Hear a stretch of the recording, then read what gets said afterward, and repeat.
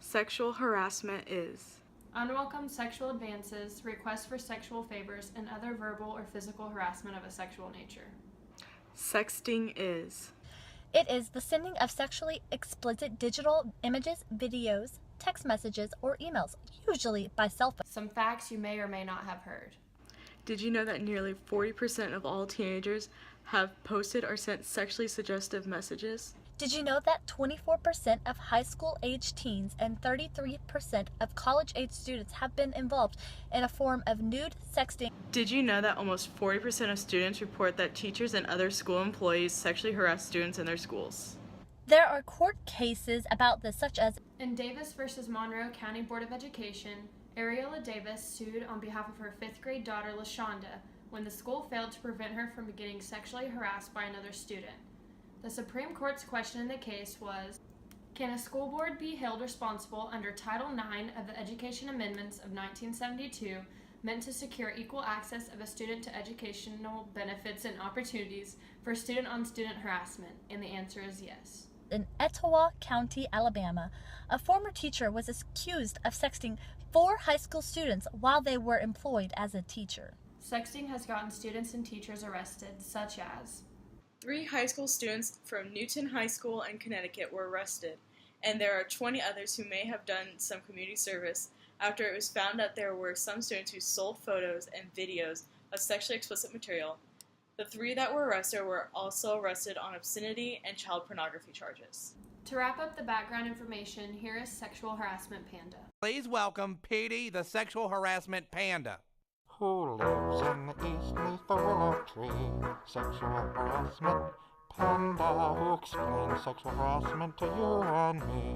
Sexual harassment panda. Don't say that, don't touch there.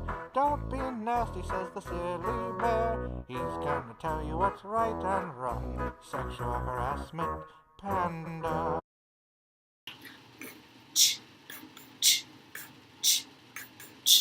Just kidding. We're here to talk about something a little more serious. This is the effects of sexual harassment on students. There are 2 types of sexual harassment that can go on in the school setting, one of them being student to student, and then the other being educator to student. Students who have gone through sexual harassment say that they have trouble concentrating in class.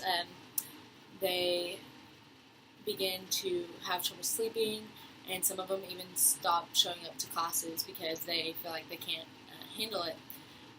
Students who have been sexually harassed may feel embarrassed or offended. Some may feel hurt, sad, scared. Some may feel like they're worthless. Some are intimidated, and some feel unsafe. They will also undergo physical and emotional side effects, and these include anxiety, depression, fatigue, insomnia, relationship problems in the future, and low self-esteem issues. While reading, I found a quote that really made me think of some scenes from the new series 13 Reasons Why, and the quote was, "A culture of sexual violence starts by failing to address the small things." This made me think of the scenes with Hannah Baker and Bryce Walker, starting with the scene in the convenience store when Bryce inappropriately grabs Hannah, and then he doesn't have any consequences, so he just continues to get worse and worse, and then there's an episode when Bryce, he rapes Hannah, and nobody finds out about it until after Hannah took her own life. And I think that it's sad that things like that can escalate to someone feeling like they don't even want to live anymore. So I think we should take it into our hands to start addressing the small things, and just really working hard to let the students know that they can overcome this, and that we're there by their sides, and that they are loved. Hi teachers, thank you for joining me on such a short notice and replying so promptly to my email. It's been brought to my attention that sexual harassment cases have become more prevalent in our district, as well as in Texas and the United States. So as your principal of this fine establishment, I called this meeting to discuss sexual harassment within the classroom and make you aware of the consequences. Okay, so the definition of sexual harassment is basically it's unwanted and unwelcome behavior of a sexual nature that interferes with the right to receive an equal educational opportunity. Hi everyone, I'm Miss Baker. I'm a new teacher. So I've never personally been affected by sexual harassment in the classroom. I've never been involved in it or anything. So what does it look like for me as a teacher in education? Like, how do I go about that? Okay, so we need to be aware of different types of sexual harassment because I feel like the overall thought process when we think about sexual harassment is just the physical act of touching another student or another teacher or another faculty member, and which is true, but then also it can be verbal. So you can say something that makes someone feel uncomfortable, and it's pretty much anything that makes a student or faculty member or staff member or another professional in the workforce feel as if they can't really complete their job because they feel uncomfortable by something that you say or something that you do. And it can also be through texting, through calling, messaging. We need to be careful that we don't overstep our boundaries and that we create a safe environment for our students. Okay, Ms. Baker, back to your question about how sexual harassment affects the teacher in the classroom.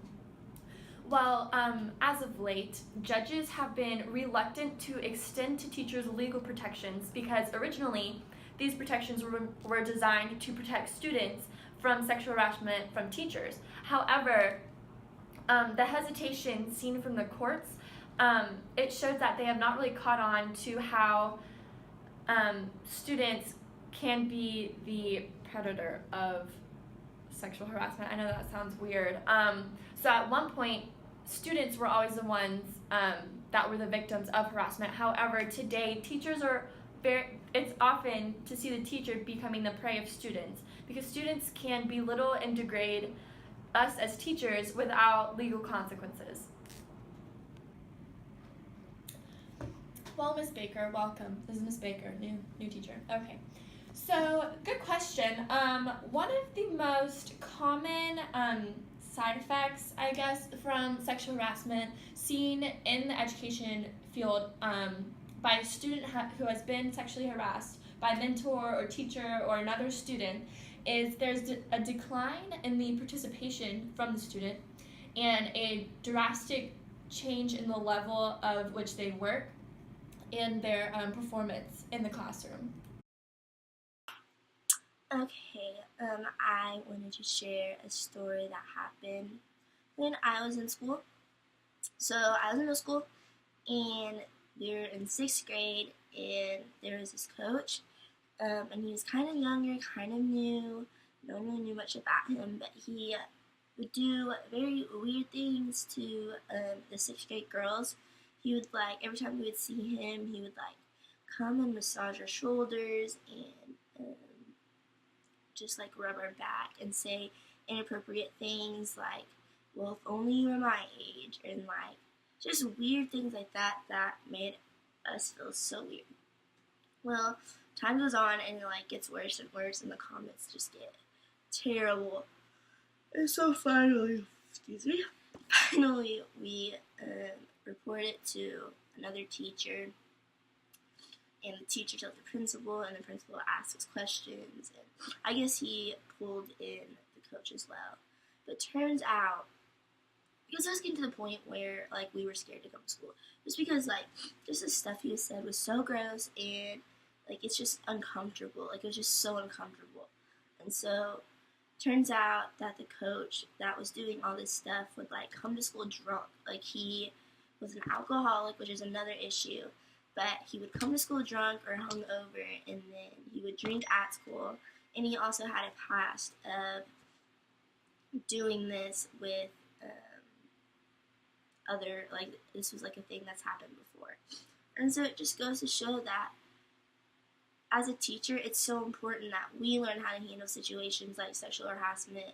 So, we learn how to handle it so great because as a student, it's not you don't want students to come to school and like be scared to feel uncomfortable. Like it's hard to get them to learn it, especially in middle school. It's hard to get them like to learn and to focus, and so why make it even harder? And so we just want to make sure that they feel loved and encouraged, and that's what we're here for.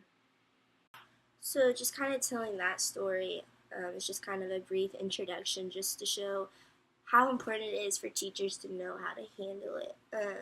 Just because in that situation, by the end of it, the girls that were being harassed by this coach or whatever was very uncomfortable to come to school, and that is not how school should be, and that is not okay. And so it's hard enough to get students to like school, but when it's like they're scared to come, then that's when teachers and administration need to step in. That is not okay. And so that's why it's very important for admin and the school board to have set policies and make the policies very well known for sexual harassment. So that way, once a case comes up, that they say, this is the policy, this is what we're going to do. It's posted everywhere, and there's no ifs, ands, or buts about it. It's also important for teachers to inform students and parents of the policy and what the situation could be like before stuff happens, because a key to like preventing this stuff is like talking about it before, so people are made aware of what's going on. So basically, how to handle sexual harassment comes down to policies and making them very well known. But let's say a student does come up and is already been sexually harassed, which will happen either by a teacher or another student. Then you have to your main. It's kind of hard as a teacher, especially because you just want to immediately take a side. You're going to hear a story and you're going to want to take a side, but you have to stay professional, but you also have to make sure that your student is okay. You can't, I know sometimes teachers want to be like, oh, you're just exaggerating. You can't do that, because if they're not, then you're in trouble. So make sure you take it to admin and they'll take the responsible steps, because there's legal laws that need to be followed when sexual harassment's in place. And we want to make sure that the child is safe at school and at home, and that the other students are safe. And so just kind of, if you're ever told this, you take it to admin, and admin will follow the direct step. But it's really important just to remain professional, but also just make sure your student's okay.